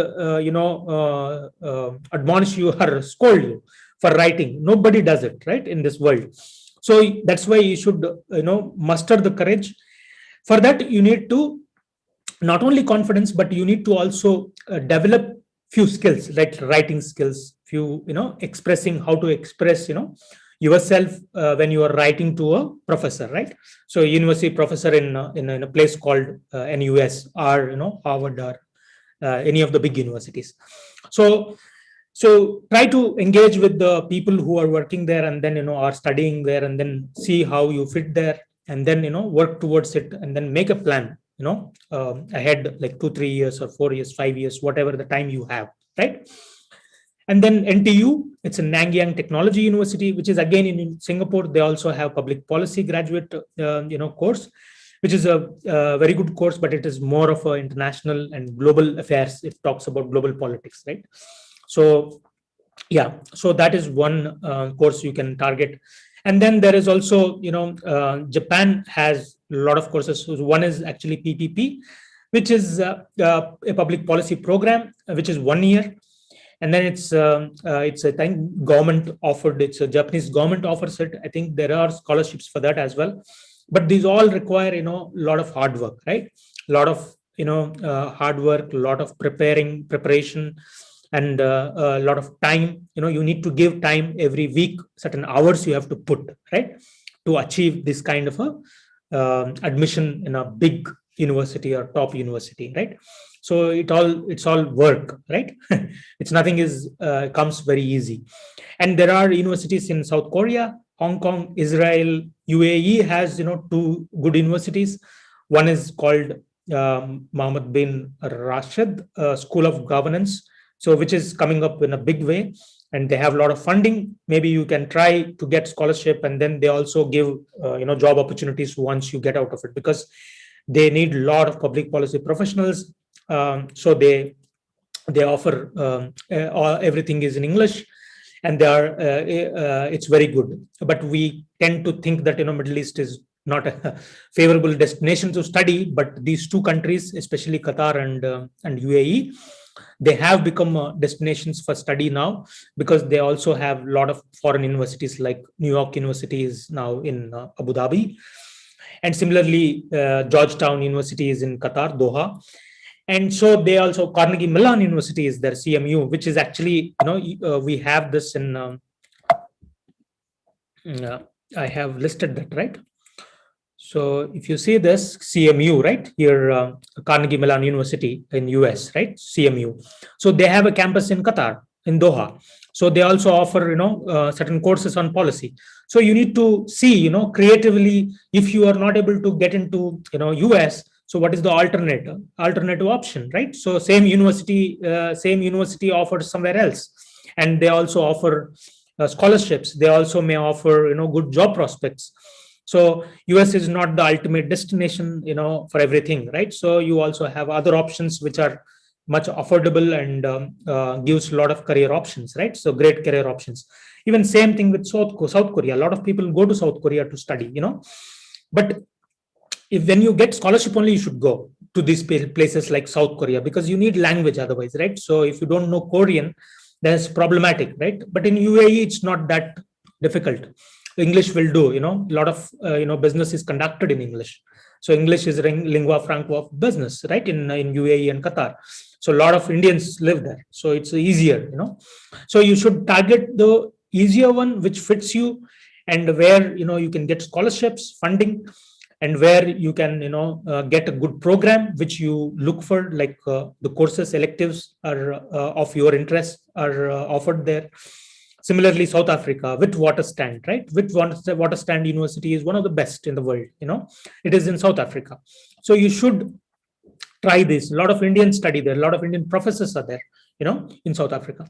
So same with UAE and Qatar. There are a lot of Indians, work there, study there. So you should, do this combination, right? So which fits your interest, which fits your budgets, and where you can get funding, and which fits your experience and eligibility criteria, where you fit in, and other cultural, social barriers if you have, because you can't go to certain places, you don't want to go to certain places, it's all okay, right? So it's fine. So you are comfortable where you are comfortable, you should study there, because that should give a best experience to you, right? So, but if you have that courage to go out of India, because a lot of people stay back because they lack awareness, because they think it's the details are not not there, so they can't get all the details. So which becomes when you have limited knowledge about the university, then what happens is there are a lot of uncertainty. When uncertainty breeds, then it actually paves way to fear. So that's why we tend to hold ourselves back. But otherwise, you have a lot of scholarships, a lot of funding available for these courses, because they are career oriented courses. These all are state wants, right? See, if you study anthropology, there are not many scholarships for masters, right? That is because state doesn't want, governments don't want anthropologists, sociologists, so many anthropologists, sociologists, historians. They want public policy guys, right? So that may be bad in a way, but it's good for people who want to pursue public policy, right? So that is why you should focus on your fitment, your suitability, right? So your scores. So all these institutes, right, most of them, they don't need in Europe, but I think in Singapore you need GRE, Lee Kuan Yew, you need GRE, but in other places you don't need GRE actually. So you can still apply for funding and apply for admissions, right? So, and most of them are okay with 6.5. I think in UAE it's only 6.5 or 6 IELTS score required, but in places like Singapore I think it is 7, right? So it differs to university and geography to geography, right?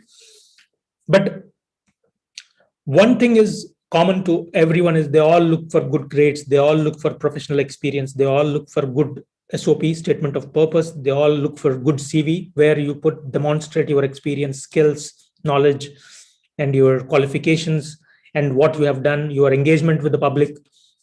In either it could be NGO, it could be anything, even in corporate, right? So you worked for CSR, or you worked in the corporate in regulatory areas, or you worked in market expansion, but you have looked at regulatory affairs, right? So you have seen opportunity in the regulation. A new regulation has come into the business, in the sense enforced, and the businesses have to comply. So you have evaluated the risks and opportunities in the corporate world. So it doesn't matter, so whether you work in corporate or other fields, but still you are, you can demonstrate that how you can help in the public policy, how you can contribute to the field of public policy and governance, right? So that's the thing about the opportunities in all places. So these are some of the scholarships. So one is, this is very important scholarship. This is very interesting scholarship also, like this Japan World Bank joint graduate scholarship program. So this program gives almost 1.5 crore rupees, right? So it funds your full both course fee, your program fee, which is tuition fee, and your living expenses and travel, everything, right? So even if you go to Harvard or Chicago, or it doesn't matter which university you go to, right? So any university you go, they will pay you full, tuition fee, full living expenses, full travel expenses. So that's why this is one of the most important scholarships provided by Japanese government and World Bank. So you should look into this, and then you should actually go through this very carefully, and then see how you'll fit into this. And then maybe you should plan for it, maybe for next 2-3 years, you should plan it and then apply for it, right? But you need to be thoroughly prepared for this, right? So then only you can get these kind of scholarships. There are people who got this. It's not that there are nobody got this, right? So in India itself, there are people who got these scholarships, and then they went to Harvard and studied and came back. So it's not that it's impossible, but it's difficult. Of course, it's difficult. That's why there's so many people apply and very few get, right? So in India, let's say hundreds apply to Harvard, and then the only 1 or 2 gets this scholarship for Harvard. And if it is other places like Oxford or LSE or NUS, Singapore, so anywhere, right? So there are only 1 or 2 in each school gets this kind of scholarship.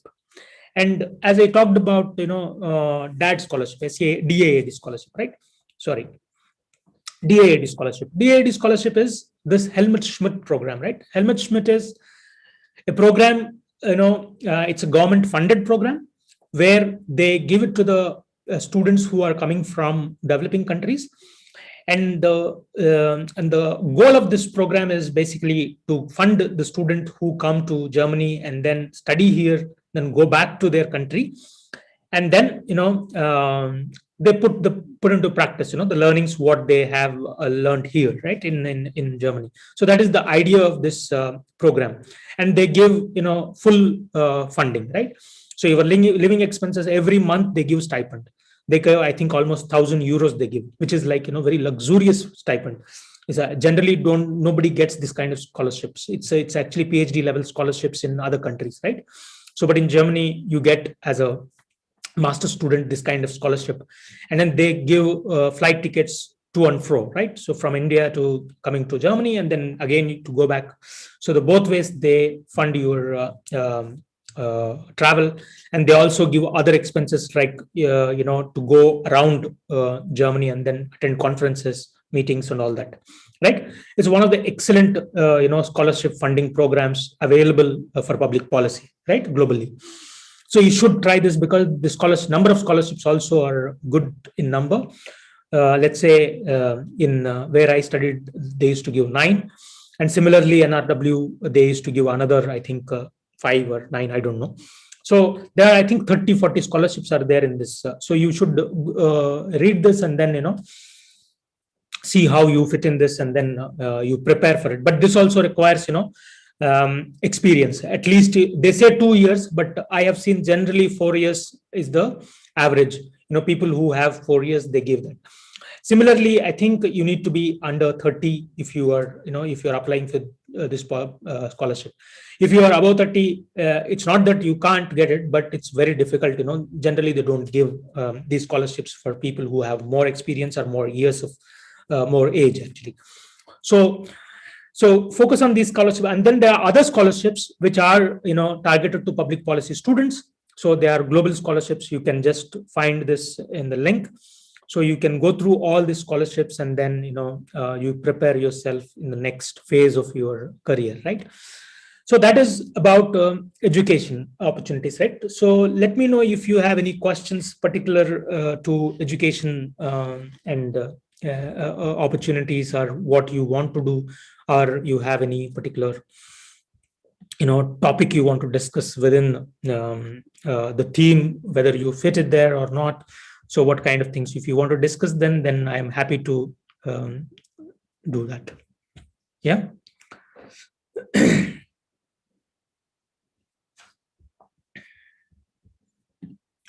Because we are also running out of time. So quickly, if you have any questions. I think somebody asked me about public finance, right? So, but I'm not sure if, I think Pradyumna Kumar, who actually interacted with me on LinkedIn, so asked me if I want to study public policy, how do I study?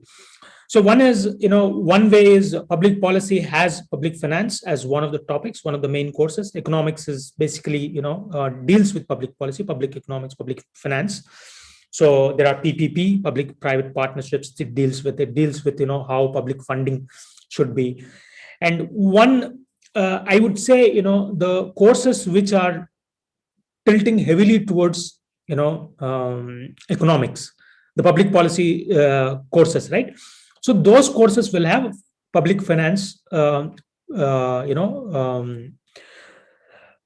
factor more. Let's say there is one course in UCL, University College of London, right?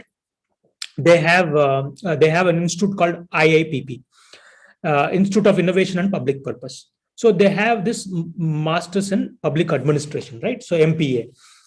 So this program has, it deals with funding, public funding. So how public funding should be, and how the government should fund its missions, its public, policy oriented goals to achieve the goals. So how they should fund them, that's a very interesting course, actually. So, but they don't have the whole course is that, but they have electives. So actually there are no, courses like public finance masters. There may be one or two in LSE. So you can actually look at LSE. LSE has a lot of courses. So one of them, I think, are public finance. So you can look at LSE, London School of Economics. So they have this public finance. So, or if you were not really interested to pursue one full course, you want to study, or learn more about public finance, there are number of courses on Coursera, right? I think what I would suggest is you should go through the Coursera and audit the course, right, freely. So you don't have to pay for that. You audit the course first, which is like, beginners or intermediary level or mixed level. Then you see, whether this is what you want to do. Then you can actually pursue a formal course, right? So by paying it, if you are interested in that, if you have budget for that, and then you can do that, later once you are confident about paying and then getting the certification. So that's what I would suggest. Don't jump into that right away, but you do it, step by step. First, take the course on Coursera freely. and then see whether that is what you are looking for. This interests you, and you can do that. Once you achieve the, because they have a small test and all that. So once you achieve that, then you should go for a certification. Or if you are looking for, a full master's 1 year or 2 years, then you should look for those courses. One course is, I would suggest, LSE is the best place to look for. So this is my suggestion. So you are always welcome to discuss this. I have given my number to you, so you can do that. And let's talk about possible opportunities, right? So the career opportunities is simple. We talked about this in the first, in our first session, right? So one is, research opportunities. So you become a public policy analyst, and then you do research, and then come up with policy briefs. Policy briefs are nothing but, it's like how the policy should be, and what it contains. So all these details you will have analysis, right? A simple analysis of, and then some recommendations, how policy should be in the end. Or you can have first recommendations, then you write a whole analysis. So that is basically a policy brief. Similarly, you also write policy papers, which are longer, lengthier, and you write case studies, or you write a book actually, or you write a think tank. You become a think tank fellow, and then keep writing about policies, right? And if you are interested in academic career, right? So then you need to, as I said, you need to do masters and then PhD, and then become either a professor or a research fellow or a postdoc fellow, and then keep doing either research or become a faculty in a policy school, right? Public policy school, anywhere you are interested. So that's another way of becoming an academic. And other things are like, as I said, there are a lot of consulting firms, there are research institutes, which are like think tanks or NGOs, who offer you internships, jobs, projects. Once you achieve certain level of proficiency in policy, policy practice, then you can also bid for projects on your own, and you can become an independent consultant, and then get more projects. But for that, you need to work for longer years in the policy environment, right? And other things are NGOs, digital rights advocacy, because these all are becoming very important, as we saw: data privacy and data rights, equality, access to platforms, and ownership of the platform itself, and the investments in platform, and how startups are looking at. So all these things, you can become an activist, right?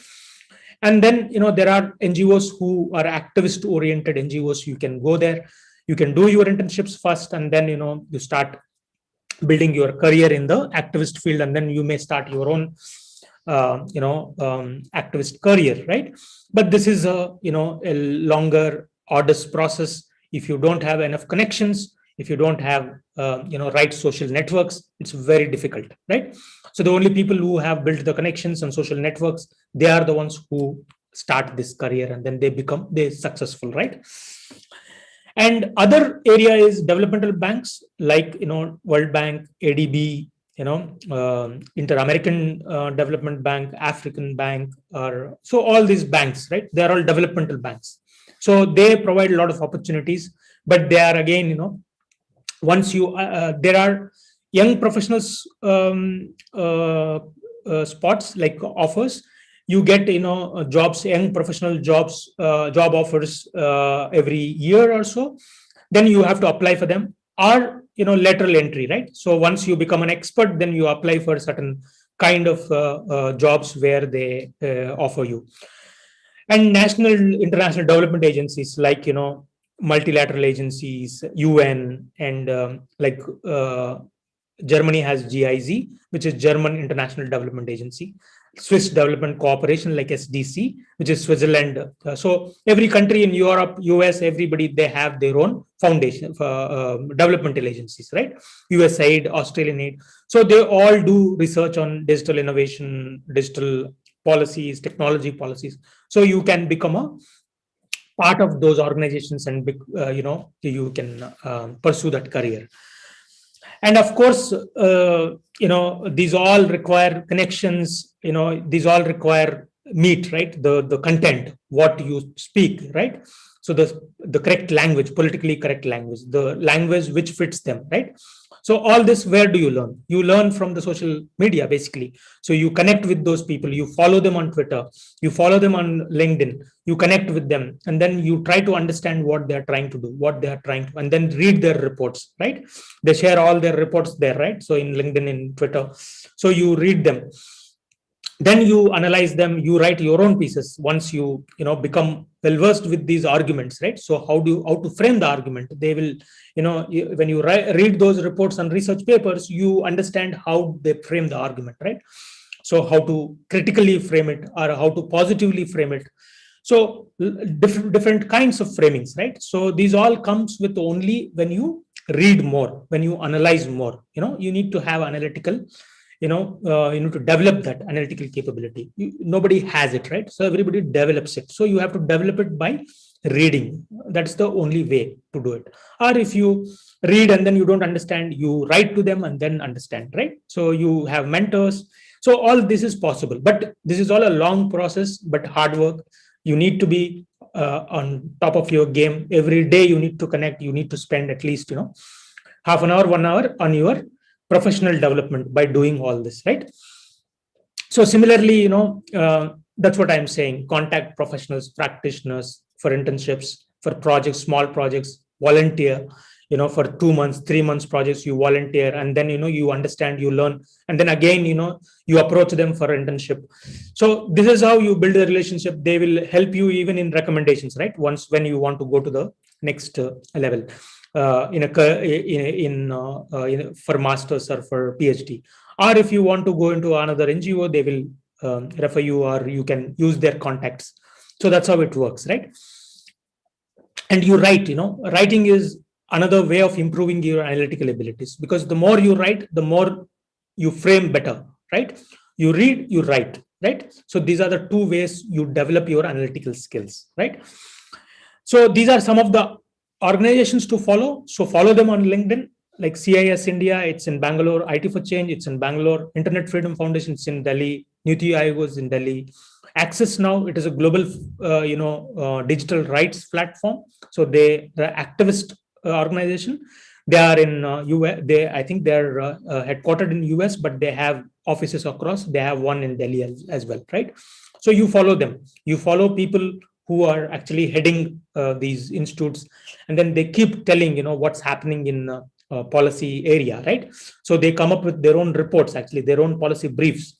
If you read them, then you will understand. Today only they have come up with what happened in budget session, related to technology policy regulations, like crypto regulation has come, right? So there's no regulation, but crypto bill they wanted to come up, but they didn't come up. But what they have done is they have taxed. Now they have come up with a taxation plan, right? So if you have any digital asset, which means actually it is targeting cryptocurrency, right? So if you own any cryptocurrency, if you want to sell them, you need to pay 30% tax on that, and then there will be 1% at TDS, which means tax deducted at source. They deduct it 1%, and then once you sell it, capital gains tax, which is like the return what you make money on that, 30% you have to pay, right? So this is why government has done this. What will happen if government does it, right? So these conversations, these analysis, you will know, but these analysis and conversations happen not just as a conversations. They have their own analytical frames, right? So where it will go, inequality, right? So then there is a theory of inequality, right? So academically you understand, or you understand it from an activist perspective. So what happens if the cryptocurrency is taxed, right?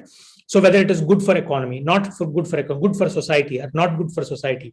What kind of conversations there are they talking about? Terror funding. So whether it is true or not, right? So all this money laundering, they talk about cryptocurrency used for money laundering, whether it is used or not, right? So there is a threat. It's not that there is no threat, but what is the government intention behind this? It's like why they are doing it. So all these things you will understand once you read that, right? You read enough material to understand, then you can write about it, right? If you read 10, you will write 500 piece, right? So 10 reports, if you read, you can write only 500 to 1,000 word piece, because it takes that much reading to analyze and produce one small piece, right? But if you keep reading it, it accumulates, your knowledge accumulates. Then you don't need to read, for every piece you write 10 again. So you accumulate that. By the time you reach that 100th piece you read, I think you would already produce, almost 30,000 words, one thesis, small thesis, master thesis, right? So that's how you build upon your knowledge, right? It's a brick, right? Research is brick. So somebody has done work, you lay the bricks to build the wall, right?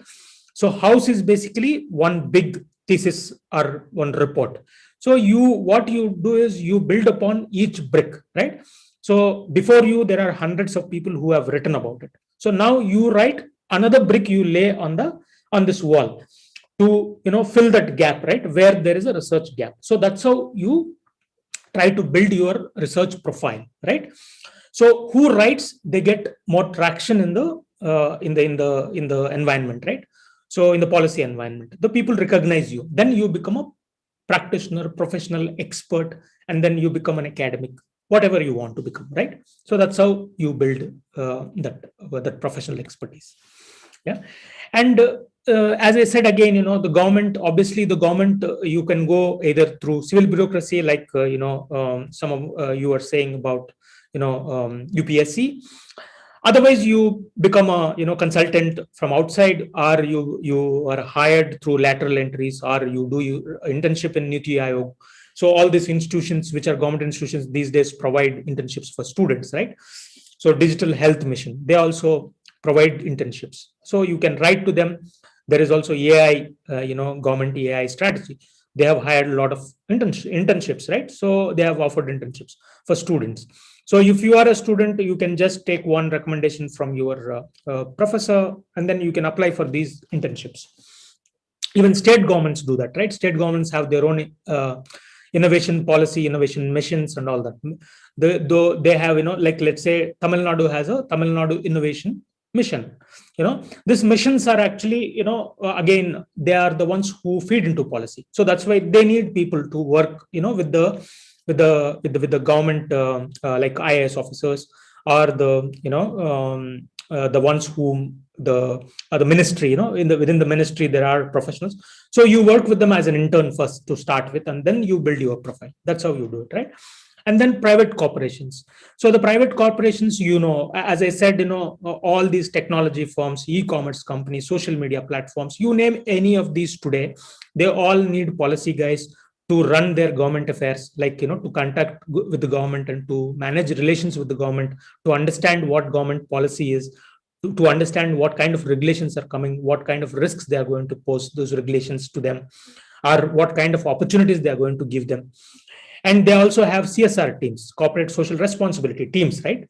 So there also they hire people, they give internships. So you can actually try there.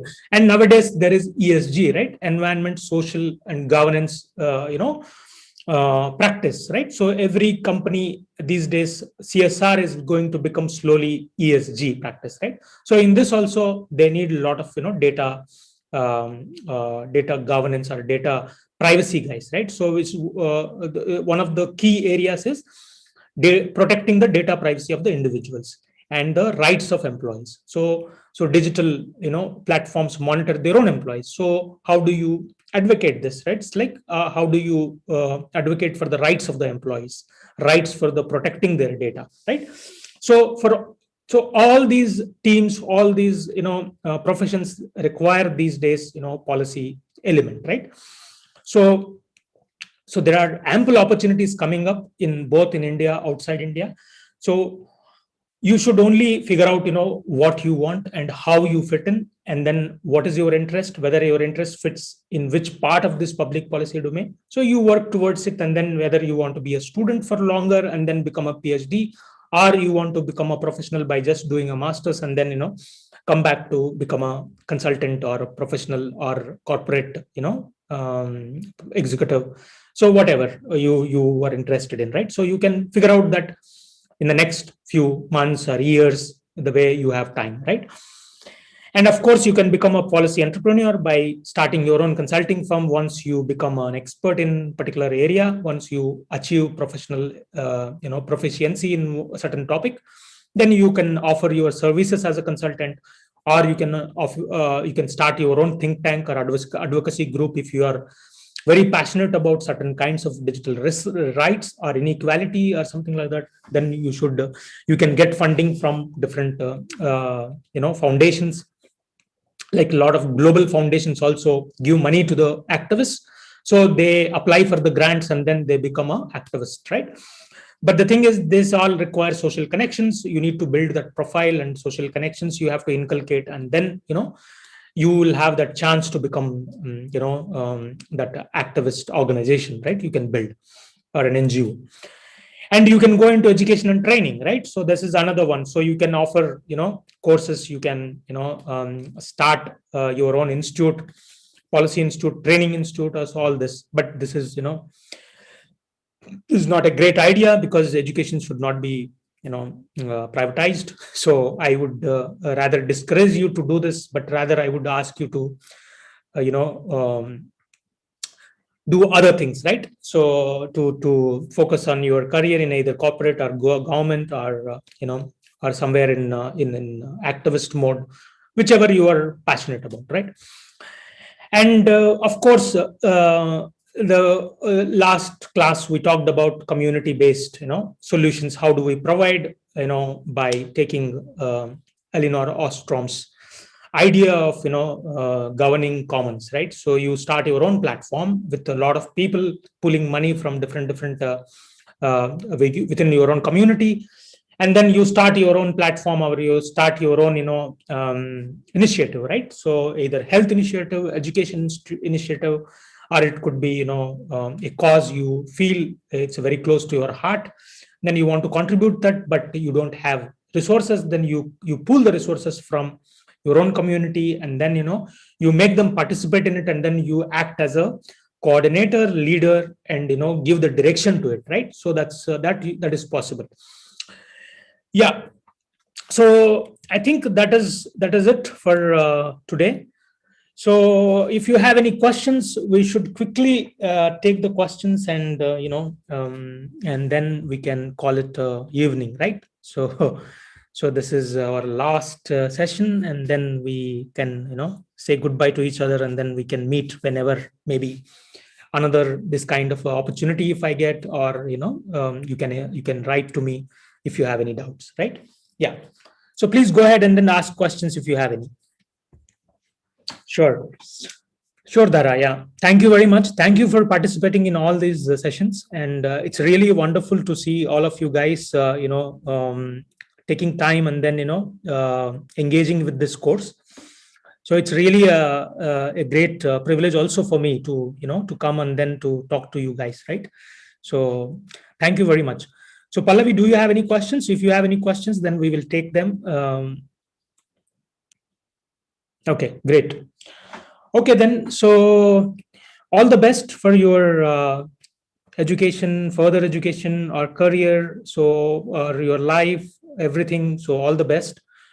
And I take this opportunity to thank you and thank Anup, Swapnaji, and Jayesh, Rahul, and I've been interacting with all the Nalanda team.